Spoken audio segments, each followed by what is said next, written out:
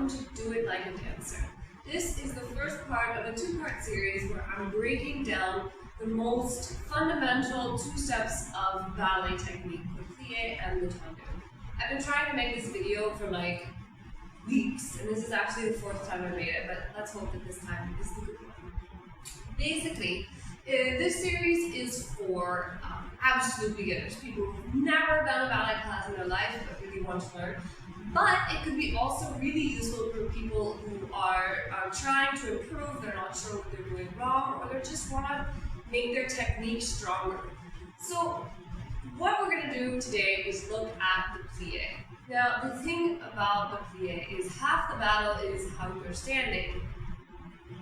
Once you actually are standing properly, then the plie becomes much easier. Right, so basically, let's break down the posture before we get into it. So the first thing to say is that, especially when you're starting ballet, a lot of beginners try to make their feet point all the way to the side, and then they have this weird, floppy, very dangerous situation for their knees. Okay, when you're just starting, your feet can really be just at a 45-degree angle. That's plenty. But more importantly than that is that you need to turn out from your hips, not from your knees. So how do you know that you're doing that basically?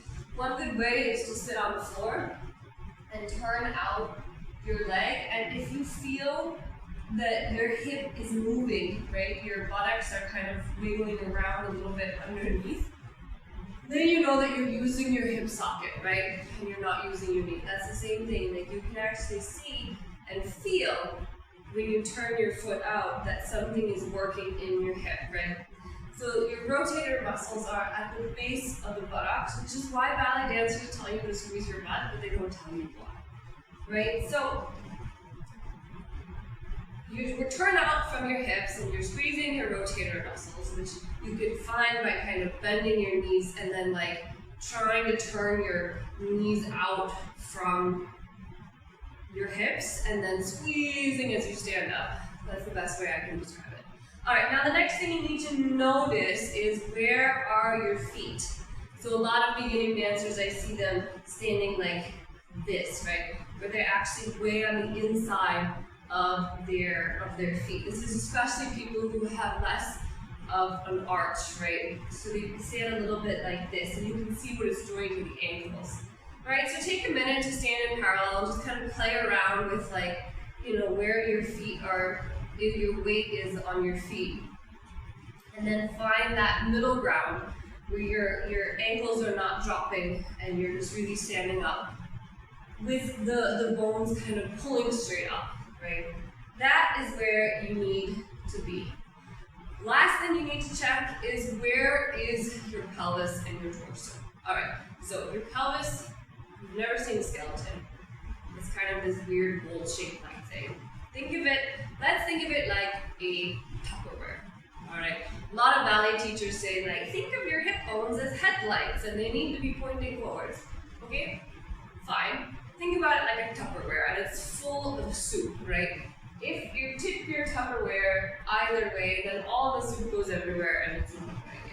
So basically you want to keep your pelvis, this Tupperware, straight up and down, as much as you possibly can, right? So again, while you're standing, just play around with what does it mean, how does it feel when your pelvis is in different positions, and where, especially using a mirror, where is this neutral place, right? This also creates space in your lower back, which allows you to stand up tall, which is what I need. All right. So our pelvis is neutral, our Tupperware is not spilling soup everywhere, we're turning out from our hips, and we're not dropping onto our arches. Now we are standing properly, and you can do a plie. Right? Most of the time when beginners do a plie, everything that they've just worked to do goes away. Their feet have dropped in, their knees are going forwards, and their pelvis is going back, right? It means that you have lost control of these rotator muscles. So, as you take the plie, again, this is too deep for a beginner, right? You don't need to like squat, right? Just a small bending of the knees, this is enough, right? you are, when ballet teachers say knees over the toes, what they mean is you actually have to keep rotating your legs. Otherwise, what happens is this, right? So you keep rotating your legs, then your knees naturally do go over your toes, right? And your pelvis stays upright in its position.